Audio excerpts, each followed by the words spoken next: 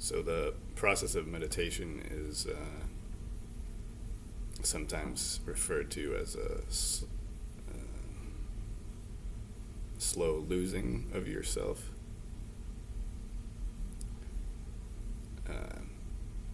What we do by observing our thought, observing our sense of self without engaging it, is we gradually diminish it. Our sense of separation, our sense of ego or self is gradually dissolved. And that is, at its core, what meditation is about. Although you don't necessarily hear that very often in the mindfulness books in the grocery store or the kind of a headline meditation article. They don't mention that little detail for obvious reasons, but that is ultimately what meditation is all about.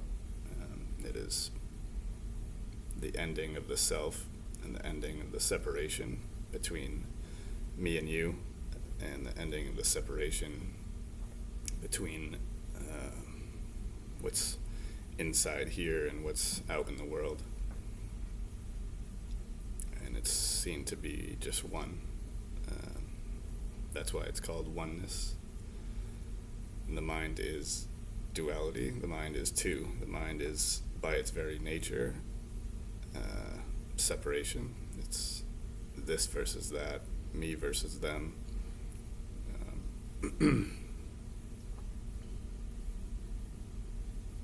So that's why it's called a surrender. Sweet mug, right?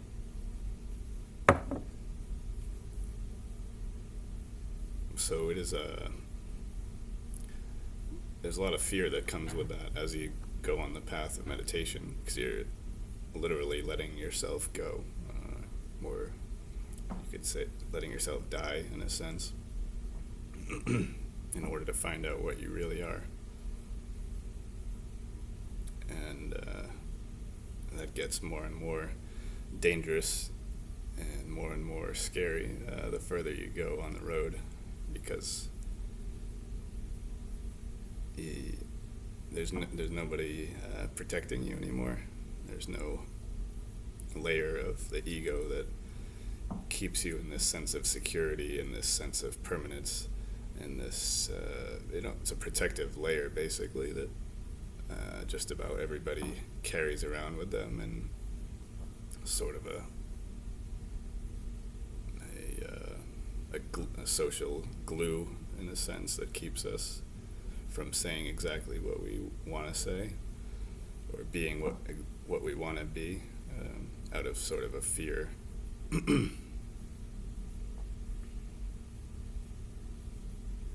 So as we get closer to a total ego death or enlightenment, that becomes scarier and scarier, because the stakes are higher, I guess, and we start to see that we're not actually doing anything.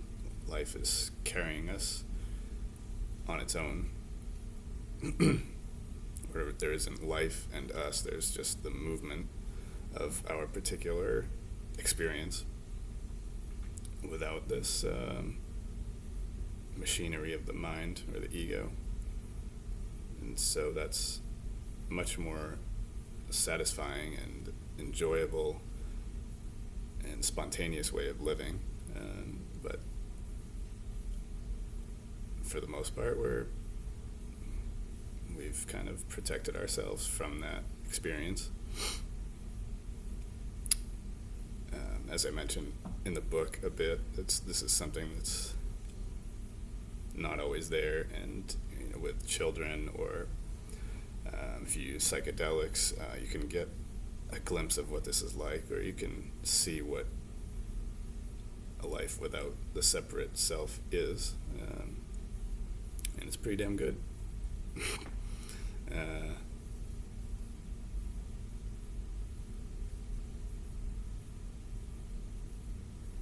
But it is sort of a craziness or a madness to it, because it's not a calculated life. It's a spontaneous, moment by moment living. And the mind and the society around us is very much geared towards a specific set of expectations and a set of I guess just expectations for behavior and for the way that we act, and and there's a certain range of what is acceptable or expected, and to go outside of that and to be spontaneous and to be totally yourself is considered crazy, or you've gone mad and you've lost your mind and you're just doing what is that person doing? They're not doing what we thought they were supposed to be doing, and that is ultimately the goal of meditation. It's a indefinite just spontaneous living, and it's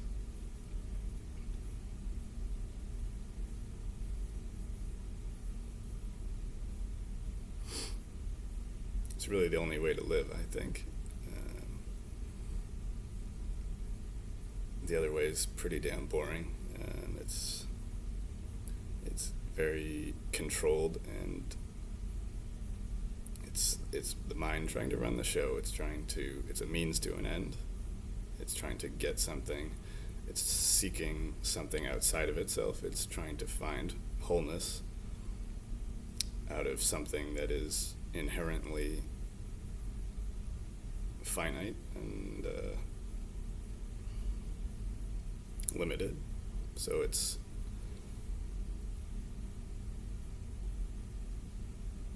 the life lived on self-gratification or from the sense of me versus them is inherently flawed. It can't be filled because of its very nature.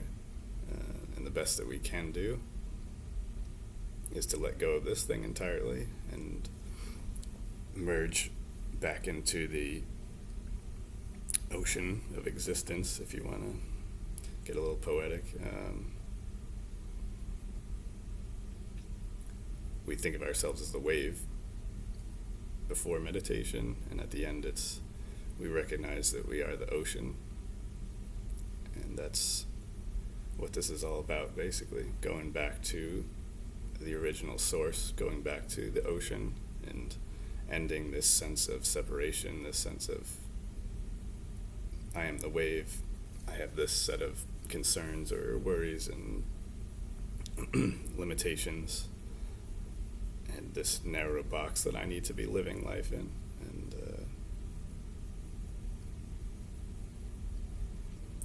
so meditation is that slow process of letting that thing die. And it's a jump into, or a surrender into divine madness. Letting yourself go crazy, in a sense,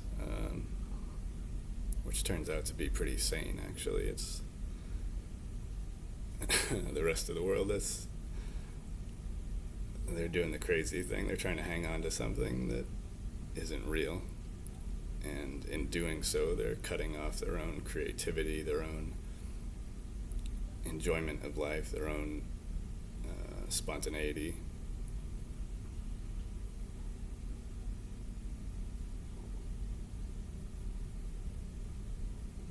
So, my pitch is to learn to become the good kind of crazy, the interesting kind of crazy. So take up the challenge and sit still, quietly, and let this thing go. Let this machine run itself out. And find your divine craziness.